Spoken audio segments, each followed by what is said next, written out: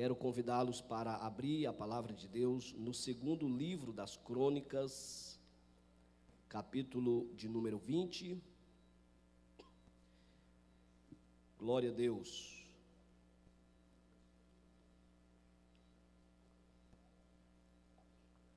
Deus tem uma palavra ao nosso coração nessa noite, amém?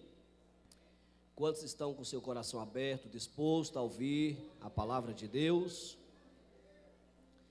Segundo livro das Crônicas, capítulo de número 20. Inicialmente, vamos ler o versículo de número 17.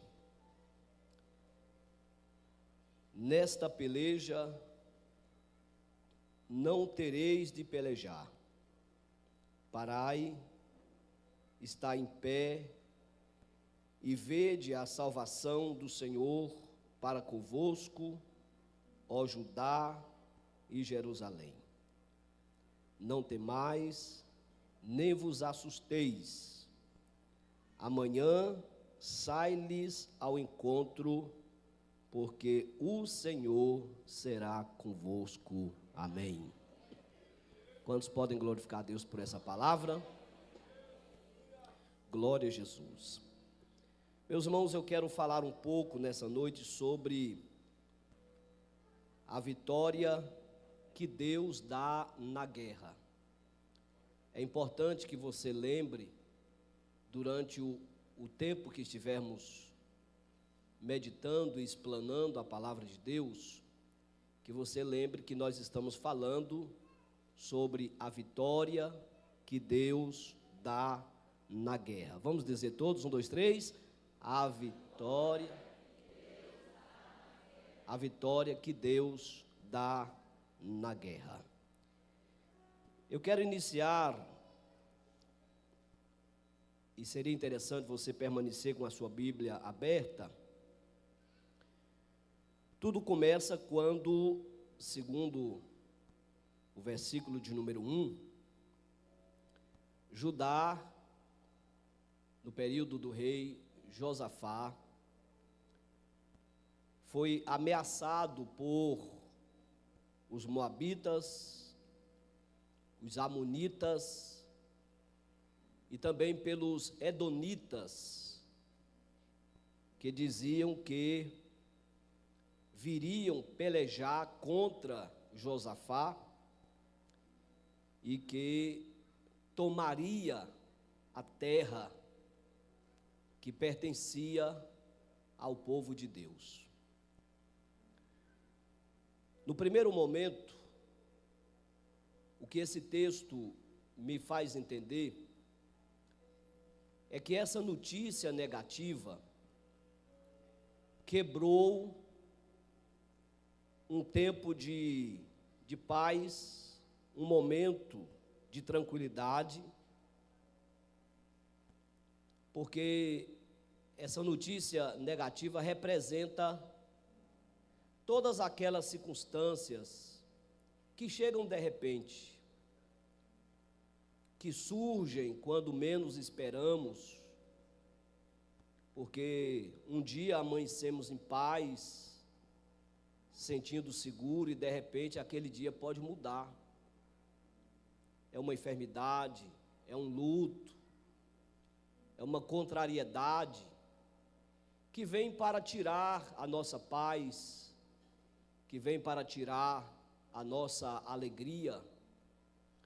E é exatamente o que a gente percebe já no início dessa leitura, porque aparentemente está tudo bem, as coisas estão transcorrendo normalmente, quando de repente alguém vem com uma notícia, no versículo de número 3, um arauto vem a Josafá dizendo: vem contra ti uma grande multidão.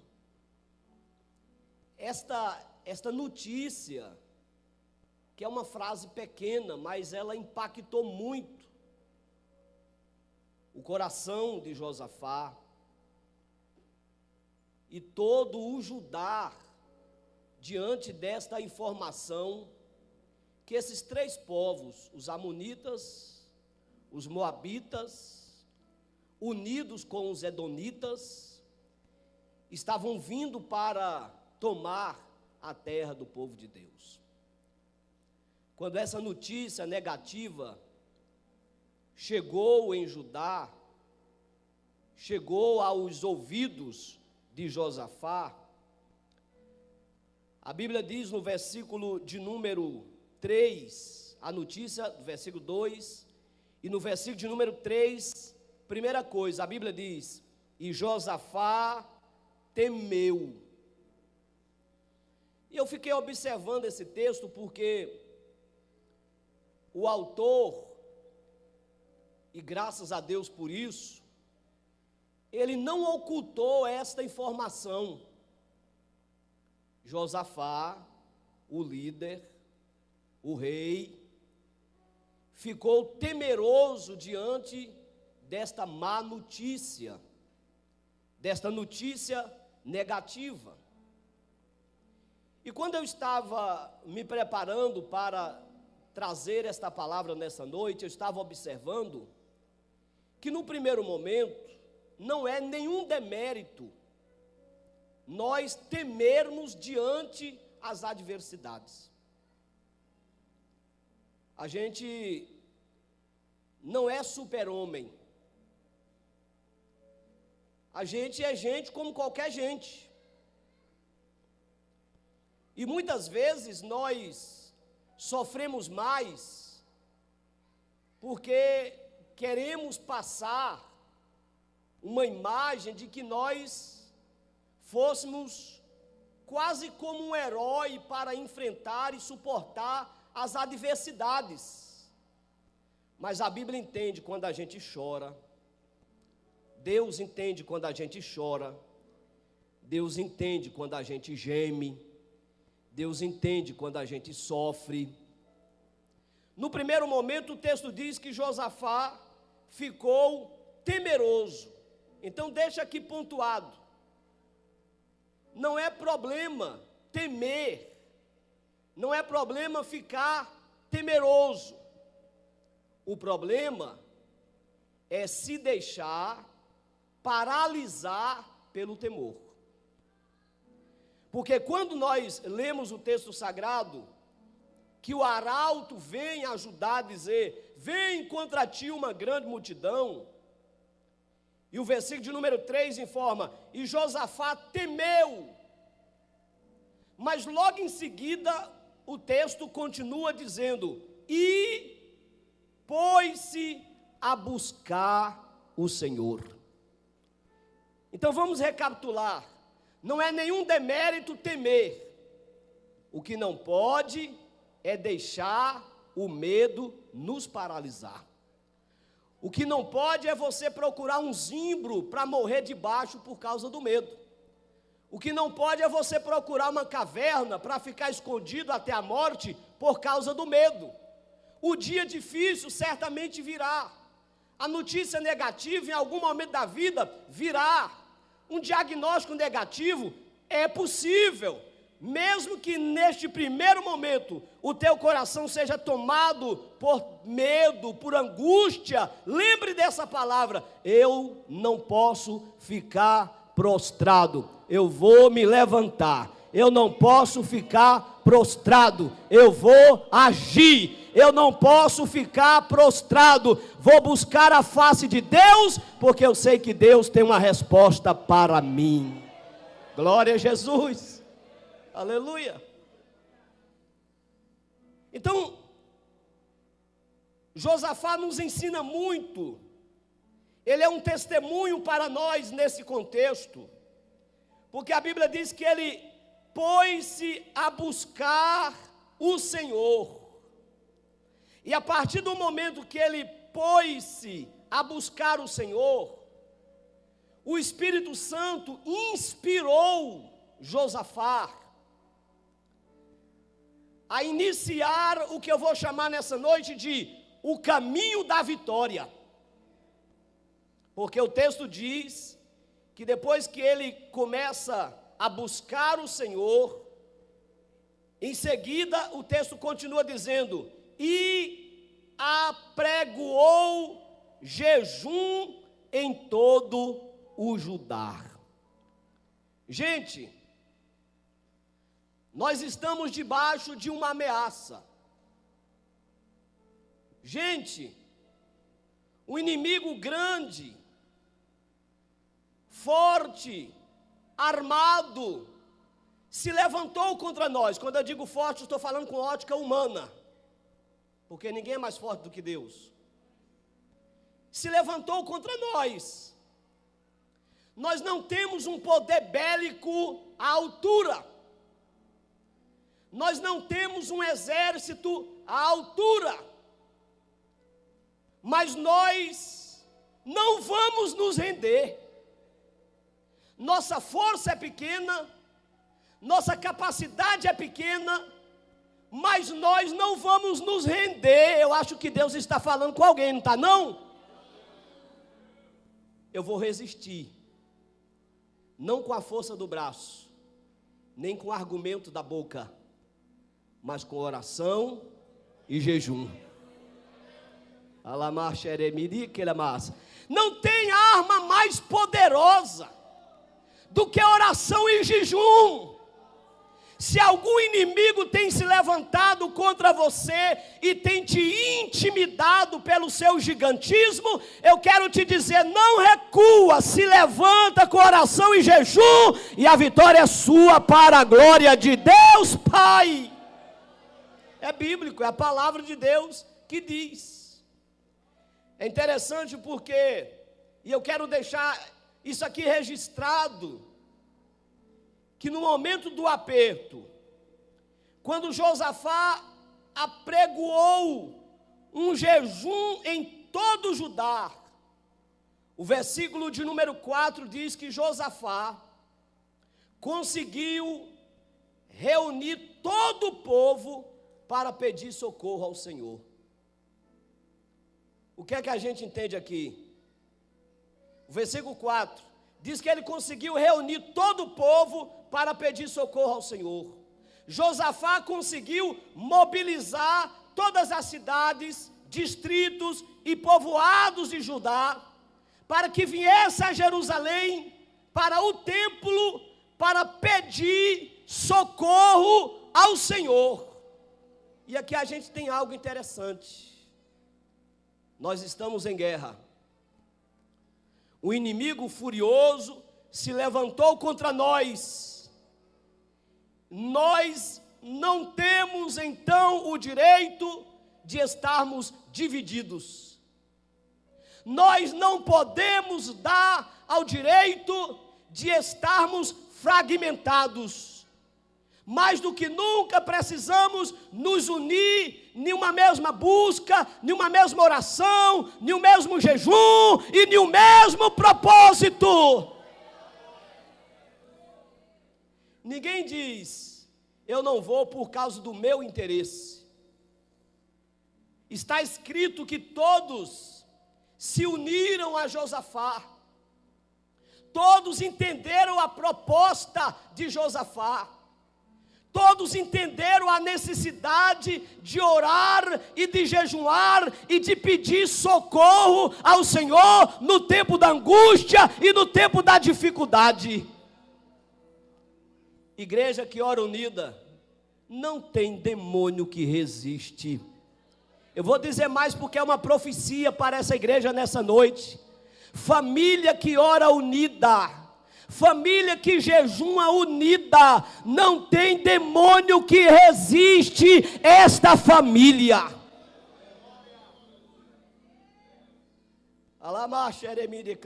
Se Satanás tem se levantado contra a tua casa, repetidas vezes, preste atenção, repetidas vezes, a enfermidade tem batido a tua porta. Levanta um, cai outro. Sai uma enfermidade, chega outra. Repetidas vezes as tribulações têm visitado a tua casa. Eu quero te dizer, debaixo da autoridade do Espírito de Deus essa noite, reúna a tua casa, coloque uma proposta à mesa de oração e jejum, e faça isso com intensidade, com verdade e sem parar. E eu te garanto, eu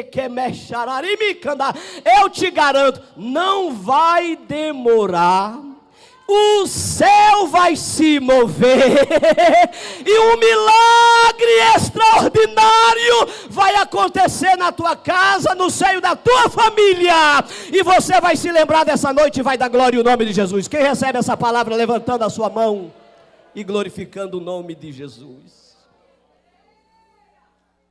Aleluia, aleluia, aleluia.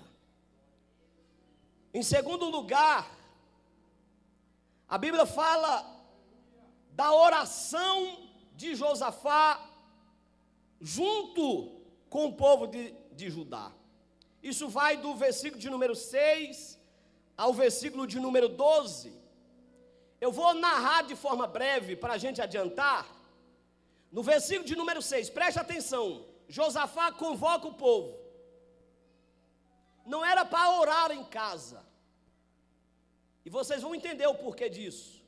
Josafá não diz assim: todos vocês entrem em oração e jejum em vossas casas. Ele diz: não, todos venham para Jerusalém. É para vir todo mundo, vem as grávidas, as que amamentam, as crianças, os idosos, é para vir todo mundo. E vamos para o templo em jejum e oração, pedir socorro ao Senhor. E eu vou explicar daqui a pouco o porquê disso. Então, quando todos estão no templo, diante do templo, Josafá inicia a oração. E a oração de Josafá, o texto sugere a gente entender que a oração de Josafá, ela foi feita em voz alta. Claramente a gente percebe isso. E quando Josafá ora em voz alta, Deus faz duas coisas. Primeiro, quando ele ora em voz alta, o primeiro objetivo é orar, mas ele poderia orar em silêncio. Mas quando ele ora em voz alta, o segundo objetivo é que a sua oração é para os ouvintes, também como uma pregação. E eu vou mostrar aqui. Ao mesmo tempo que ele está falando com Deus, mas o fato dele falar com Deus em voz alta, enquanto o povo de Judá ouvia a sua oração, ele foi estipulando a fé do povo. Ele foi trazendo através da oração a memória do povo, alguma coisa e alguma consideração que Deus tinha feito em relação a este povo. Então ele começa a orar no versículo de número 6, e a primeira parte da sua oração, ele fala do poder de Deus. E ele deixa entender, nesse primeiro momento de oração, que ele sabia, que ele cria, que o poder de Deus é sem medida.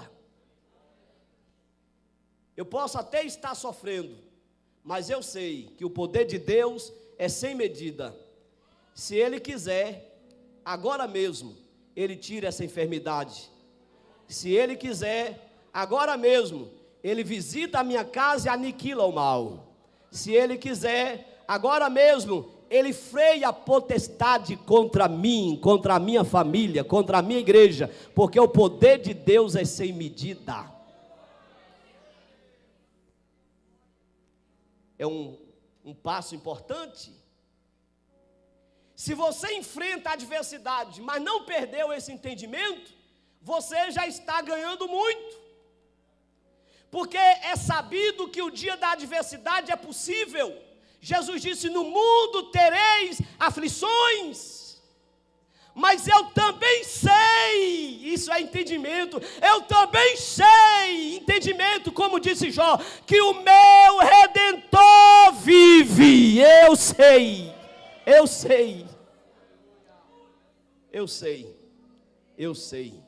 que o meu Redentor vive, eu sei que Ele tem poder, eu sei que Ele tem autoridade, eu sei que Ele pode todas as coisas. Quem concorda com isso, dando glória? Eu sei. Em segundo lugar, no versículo de número 7, Josafá declara em oração, diante do povo, diante de Deus, que aquela terra era uma herança de Deus. Eu não vou poder me aprofundar mais rapidamente. Em segundo lugar, ele está dizendo assim: Senhor, essa terra que está sendo cobiçada pelo nosso inimigo, essa terra é herança tua para nós. Alguém já entendeu, mas não foram todos ainda. O que quer dizer isso, pastor?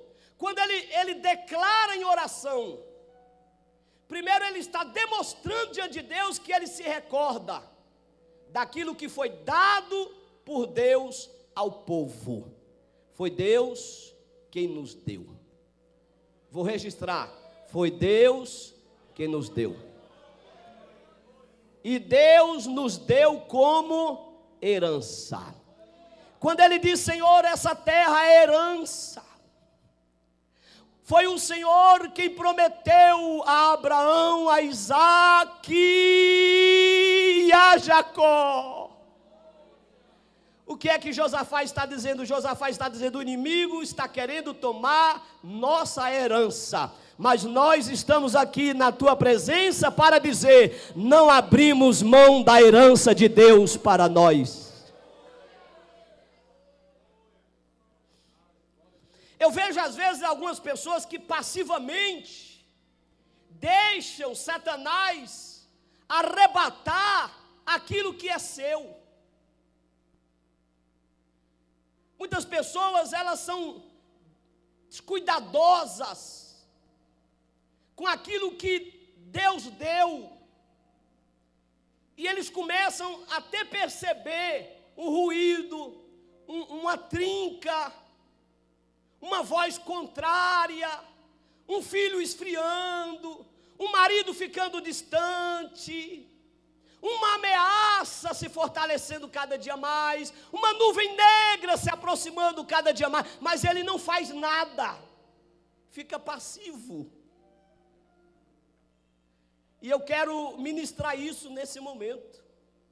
Por favor, Deus tem lhe feito ver onde é que está a necessidade pela qual você precisa clamar.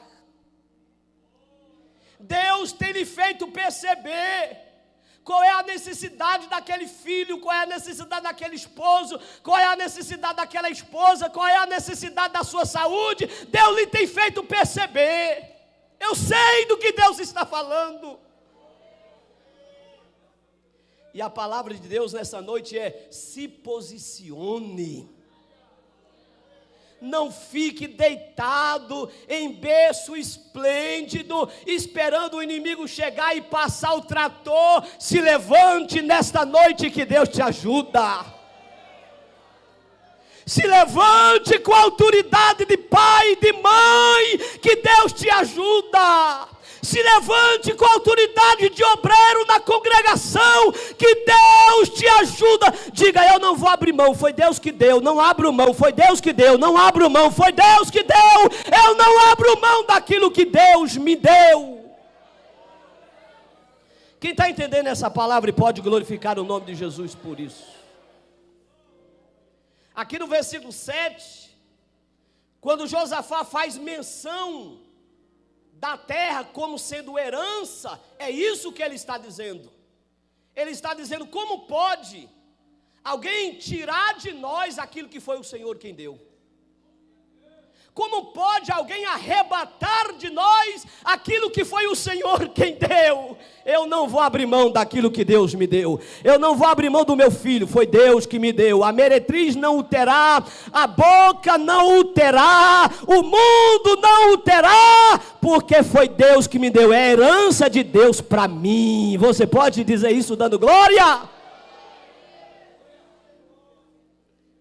Josafá estava orando em terceiro lugar, nos versos de número 8 e 9. Enquanto ele continua orando, ele faz menção da promessa de Deus. Lembra que eu disse que era importante o povo não orar em casa, mas vir ao templo? Por que isso, pastor? Porque Deus tinha feito uma promessa. Quando o templo foi inaugurado, que a glória de Deus encheu o templo, Deus fez uma promessa ao povo e Josafá recordou da promessa de Deus. Pega essa palavra. E Josafá fez o quê? Josafá fez o quê? Recordou da promessa de Deus. Você pode até ser assim um tanto esquecido, você pode ser até assim um tanto desapercebido, desatento, isso pode até ser uma característica sua, mas você, me permite a expressão, por favor, com todo respeito, você está proibido esquecer das promessas de Deus. Os grandes vitoriosos são aqueles que têm memória boa para recordar daquilo que Deus prometeu no tempo da angústia. Você se lembra do que Deus tem falado ao longo dos anos? Você pode orar nessa noite diante desta palavra e dizer: Senhor, renova a minha memória, Senhor, aviva a minha memória, e não deixa eu esquecer da tua promessa, porque a tua promessa me alimenta, porque a tua promessa me fortalece, porque a tua promessa me ajuda a permanecer de pé. É a tua promessa que não me deixa desistir no dia da adversidade.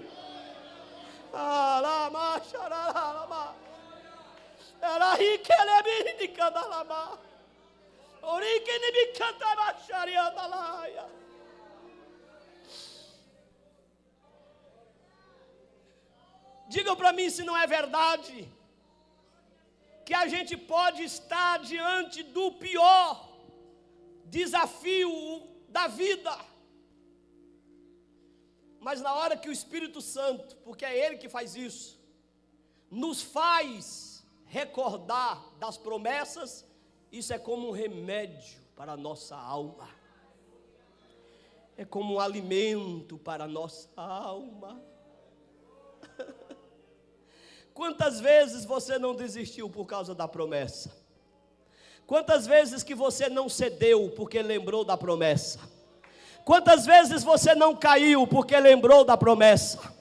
Quantas vezes você recorreu ao Espírito de Deus e Deus te deu vitória, porque no momento árduo de sofrimento você se lembrou da promessa de Deus?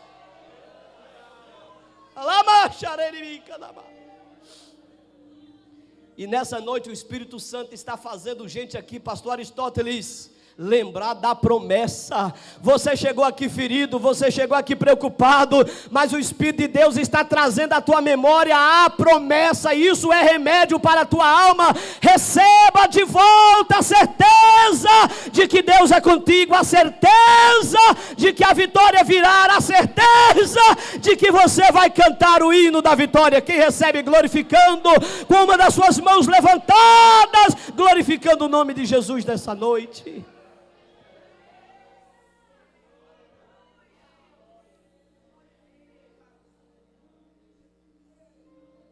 Deus prometeu dizendo: todas as vezes que vocês estiverem debaixo de perigo, de ameaça, Deus prometeu, e buscarem a minha face nesta casa, eu darei vitória a vocês. Lembra lá atrás quando Josafá ficou temeroso? Lembra que ele não se deixou render pelo medo, mas foi orar e jejuar, E lembra que eu disse que Deus deu a ele uma inspiração para ele convidar o povo para orar e jejuar, e ele disse: tem que vir para o templo, porque ele se lembrou dessa promessa. Deus prometeu que quando nós estivéssemos debaixo de ameaça, e que viéssemos a essa casa para buscá-lo, Ele nos daria vitória contra qualquer problema e contra qualquer inimigo. Você consegue levantar, você que tem promessa, consegue levantar uma das suas mãos aos céus essa noite? Segura aí por favor, segura aí por favor. Assim diz a palavra de Deus: não cai por terra nenhuma vírgula. Diz Deus, diz Deus: a minha palavra está de pé. Não sou como homem que mente, que se engana, que fica sem garantir o que diz. Eu sou o Senhor vosso Deus, que zelo pela minha palavra. Disse que faço e eu farei. Assim diz o Senhor dos exércitos. E quem tem promessa de Deus recebe dando glória. Recebe dando glória. Se for batizar com o Espírito Santo, dá até para falar em línguas estranhas. Se for batizar com o Espírito Santo, dá até para falar línguas. Recebe dando glória. A promessa está de pé. A promessa está de pé.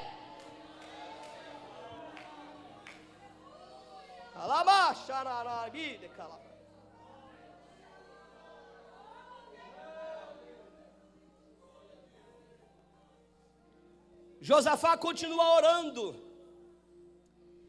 E agora, no versículo de número 12, Josafá se demonstra tão humano como qualquer um de nós, tão sujeito às paixões como qualquer um de nós. E o que eu fico admirado é que ele era líder, mas diante de Deus e diante da adversidade que vinha, Josafá não teve nenhuma vergonha, pelo contrário, de abrir o seu coração. Versículo de número 12, ele faz três declarações importantes. A primeira, ele diz: não sei o que fazer. A segunda ele diz, não tenho força contra a multidão do inimigo. Não sei o que fazer, não tenho força, não sei o que fazer. Eu sei que essa é um tipo de declaração que a gente também faz em alguns momentos da vida. Eu não sei o que eu vou fazer. Quando surge aquele problema que alguém dizia: e aí, tu vai fazer o quê? Eu não sei o que eu vou fazer. Quando vem aquele desafio que a gente diz assim: eu não tenho força contra um desafio desta natureza.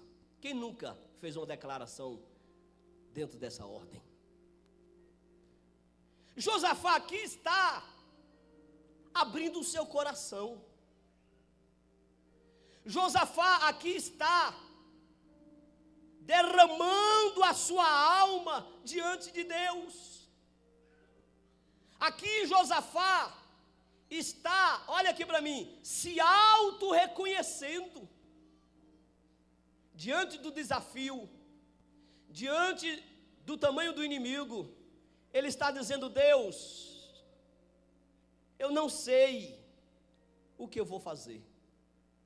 Ele está dizendo: Deus, eu não tenho força contra a multidão de inimigo. Só que essa declaração tão humana de Josafá, em nenhum momento ela representa rendimento à adversidade, mas sim dependência inteira de Deus. Vou falar de novo, eu preciso falar de novo. Em nenhum momento ele está se rendendo ao problema, pelo contrário, ele está declarando a sua inteira dependência de Deus. Uma coisa é a pessoa se render, se curvar, Porque o médico disse, não tem cura, a pessoa se rende. Porque o advogado diz, não vale a pena gastar, é causa perdida, a pessoa se rende. Outra coisa é a pessoa ter entendimento do problema, a gravidade do problema, reconhecer a sua pequenez. Mas olha a sua terceira declaração no versículo de número 12. Mas a minha confiança está em Deus.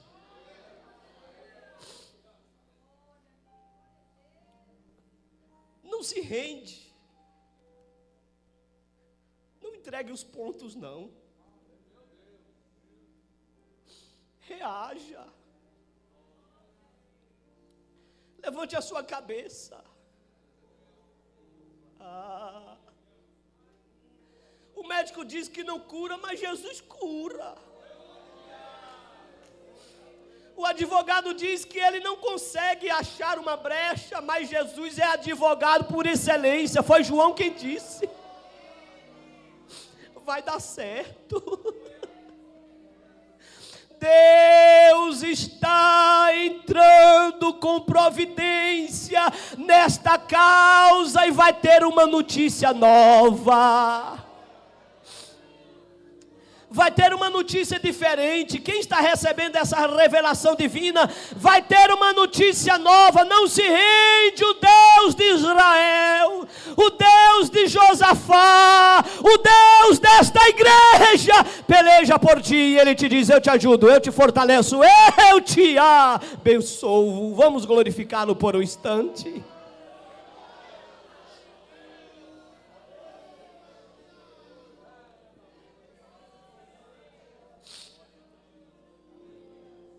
No Salmos 20 e verso 7, o salmista diz, uns confiam em carros e outros em cavalos, mas nós faremos menção do nome do Senhor, nosso Deus.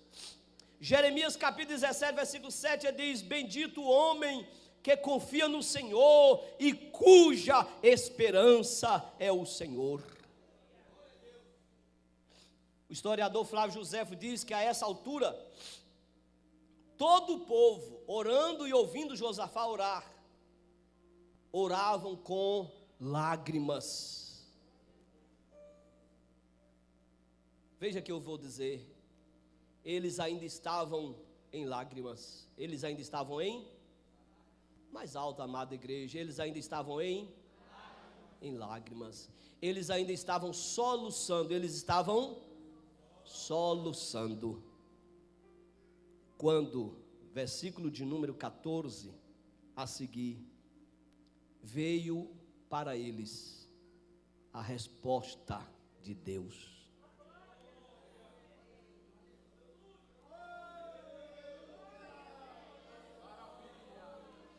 Porque a tua oração não vai ficar sem resposta. Eu estou profetizando. A tua oração não vai ficar sem resposta. Aliás, esta mensagem já é parte da resposta. Recebe a resposta, recebe. Deus preparou essa noite para você receber resposta. Ei, caramba!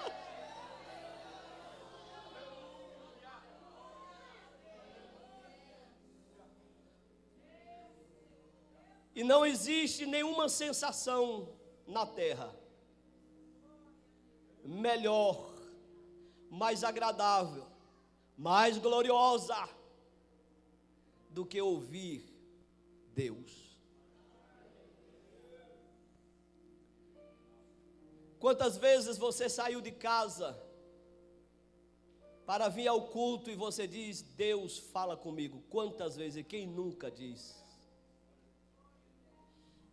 Quantas vezes no dia da tribulação você pediu, Senhor, fala alguma coisa comigo, eu preciso ouvir tua voz. E a melhor coisa que tem é quando Deus quebra o silêncio e fala conosco. E às vezes, preste atenção nisso, é bom a gente compreender isso, que às vezes até no silêncio é possível entender que Deus está falando com a gente alguma coisa, se é que você me entende.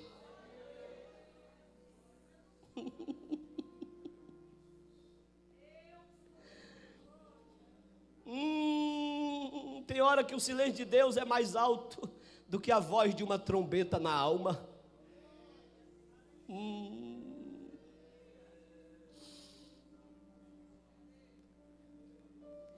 E eu acho interessante, e vocês vão entender o que eu vou dizer agora, porque eu estou falando para uma igreja que tem costume de ouvir a voz de Deus. Deus é tão interessante que às vezes Ele fala conosco e necessariamente Ele não diz o momento, o dia da vitória. Vamos criar uma situação de forma prática.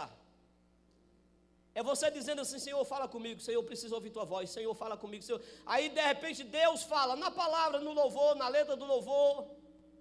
Deus pode falar em profecia, em visão, revelação, sonho. Mas vamos usar aqui a figura de uma profecia, ok? Aí Deus levanta aquele vaso, e Ele vem ao nosso encontro. E tem hora que Deus fala assim, pastor Aristóteles: meu servo, minha serva, eu tenho ouvido a sua oração, contemplo o teu sofrimento e te vejo em lágrimas nas madrugadas. Eu sei da tua dor, conheço a tua necessidade. Mas ele não fala assim, vou dar vitória. Ele fala assim, mas eu sou contigo. Aguente só mais um pouco. Fique firme, porque eu te ajudo. A gente o que mais queria ouvir é: estou dando vitória. Mas tem hora que ele não fala estou dando vitória. Tem hora que ele fala assim: eu te ajudo, te sustento pela tua mão direita e te digo, não temas, eu estou do teu lado. Mas fala se não é verdade. Só porque ele falou a gente se agiganta, a gente se alegra, a gente se renova. Deus falou comigo. Ele não diz que já está dando vitória, mas se ele falou comigo, ele se lembra de mim. Não se esqueceu de mim, ele está comigo. A mão dele está sobre a minha cabeça. Glorifique ao Deus que fala com a sua igreja.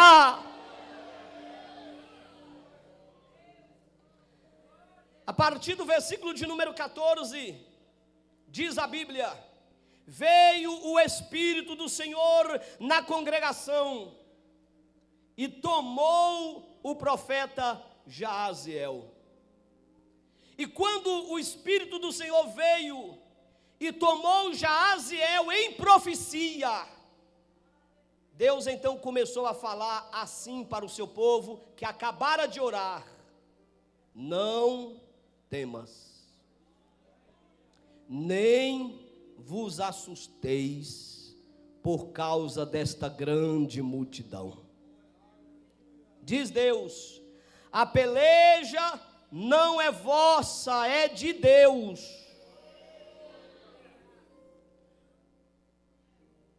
(17) Nesta peleja não tereis de pelejar. 17: parai, está em pé, e vede o livramento do Senhor para convosco. Vocês entenderam? Eu estou falando sobre a vitória que Deus dá na guerra. O inimigo armado estava vindo contra Judá, feroz, ameaçador, violento, de forma bélica, mais poderosa do que Judá. Josafá estava orando, acabara de derramar a sua alma, dizendo: eu não sei o que fazer, eu não tenho força, mas eu não perdi a confiança em Deus.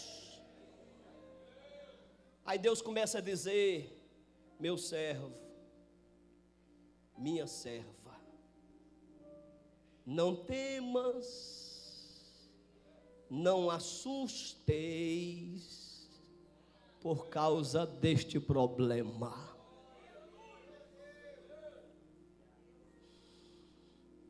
Não é para perder o sono, não é para perder produtividade, não é para perder qualidade no lar, não é para entregar o cargo e dar um passo atrás, Porque nesta peleja, diz Deus, não tereis de pelejar. Diz Deus, eu examinei o problema, examinei o inimigo e decidi nesta guerra. Sou eu quem vou entrar e a minha mão quem vai pelejar contra o vosso inimigo. Guardai a espada, jogai-a fora, porque não tereis de pelejar. Fique em pé. Deus está dizendo, fecha a boca. Deus está dizendo, guarda a espada. Deus está dizendo, minha guerra, inimigo meu, peleja minha. E quem resiste o poder do nosso Deus? E quem fica de pé diante do Senhor nosso Deus, Ele está garantindo vitória para alguém aqui nessa noite. Receba essa certeza. Receba essa certeza. Receba agora na tua alma a alegria. Se o Espírito de Deus gerar alegria na tua alma, então significa que o Espírito de Deus está testificando através dessa palavra que a vitória é tua, está garantida. É questão de tempo e você vai cantar o hino da vitória. E declara marcha.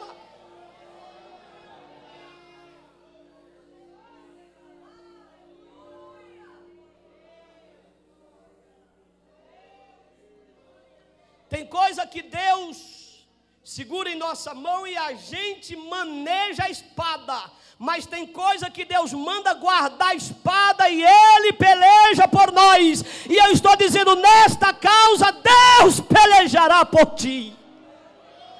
Alama, xeremi de candalamas. O inimi candalamaxeri andalamas. O ede cantalamaga. Atemi de canta xeremi de candalamagas. O imi de cachararemi de cá, o imi canta ele mexeremi de cuidebega. Receba agora a cura divina em nome de Jesus. Tequile mexararamassui, arami de candalamagas. Receba a alegria da vitória agora em nome de Jesus. Eu vou deixar você que tem certeza que essa palavra é fiel e verdadeira glorificar o Deus que dá vitória. Receba a alegria da certeza da vitória.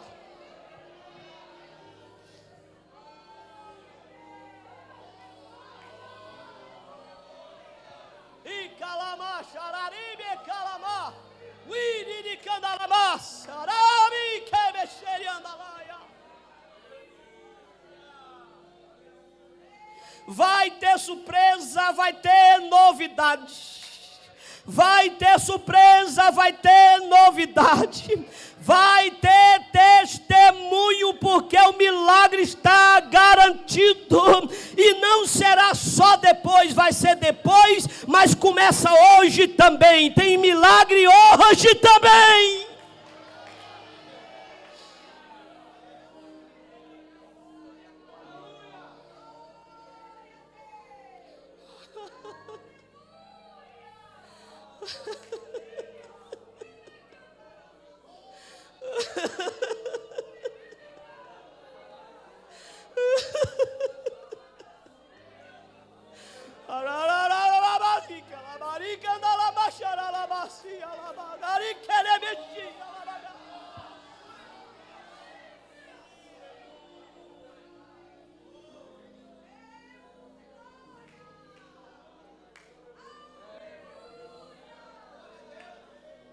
Porque te abate,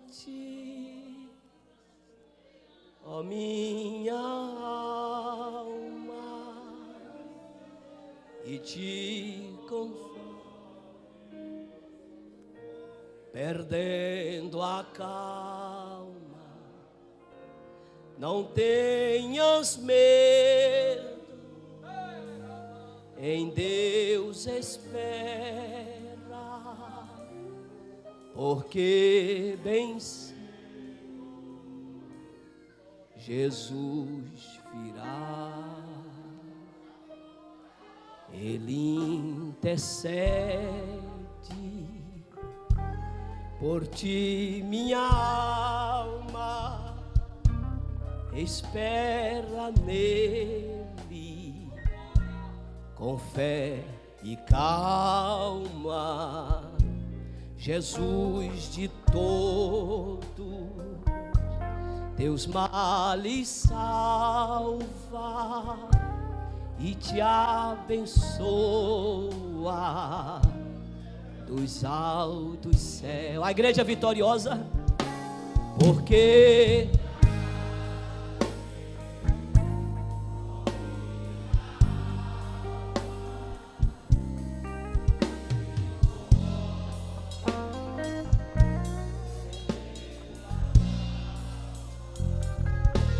não tenhas medo em Deus, porque bem Jesus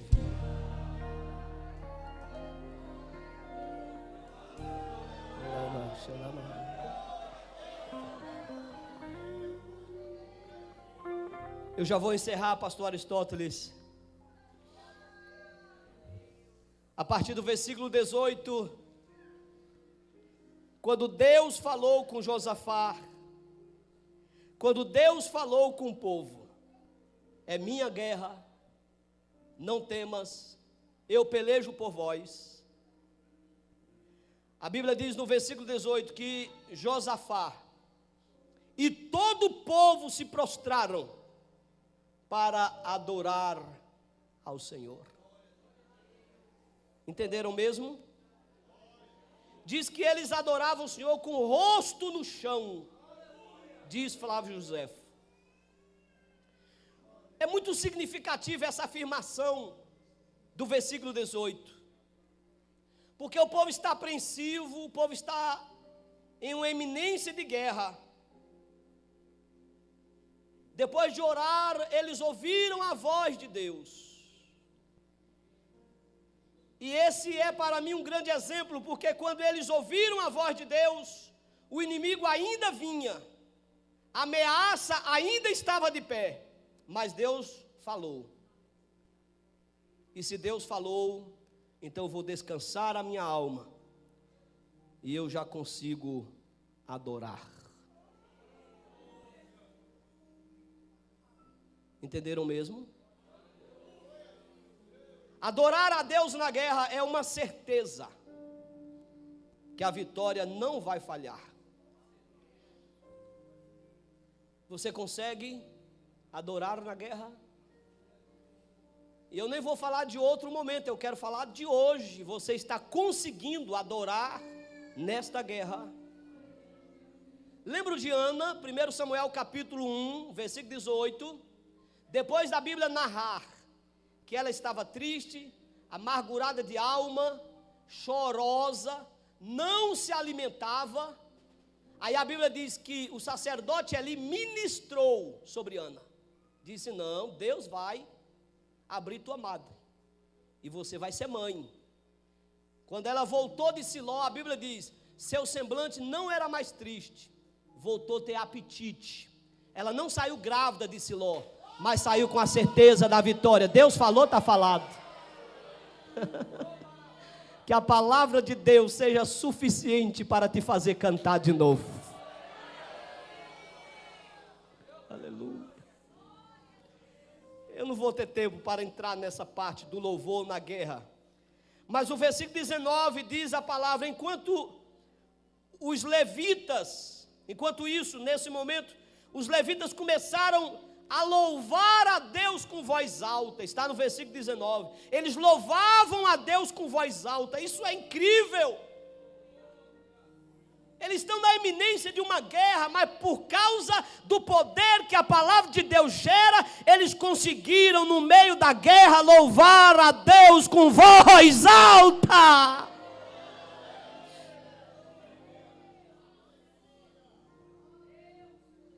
É por isso que Satanás fica muito perturbado com a gente.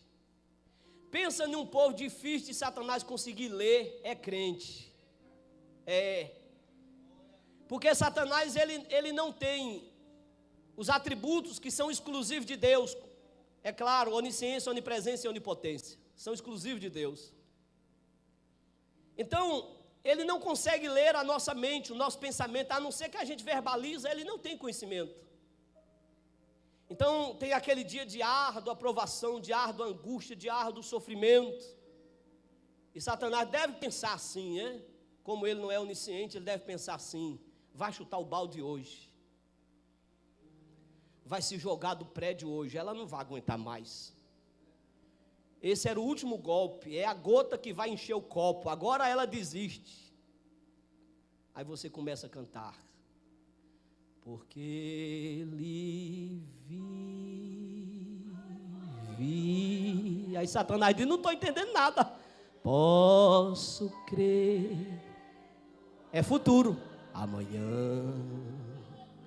Porque Ele vive. Temor não há. Olha a certeza, entendimento. Mas eu bem. Entendimento.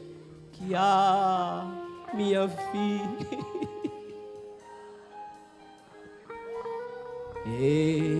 está nas mãos do meu Jesus, que vive.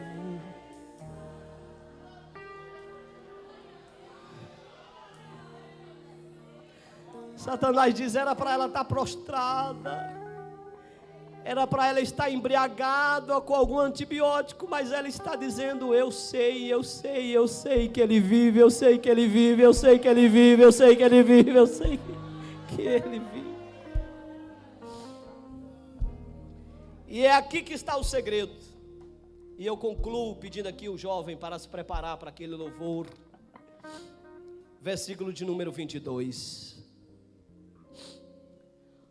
Preste atenção nessa palavra, por favor. Versículo de número 22. Diz assim: ao tempo em que começaram a louvar. Não foi nem antes e nem depois. Mas ao tempo em que começaram, a igreja, cadê? Ao tempo que começaram a louvar, Deus fez duas coisas. Eles estavam na guerra. Deus mandou: guarde a arma. O que a gente faz? A gente louva.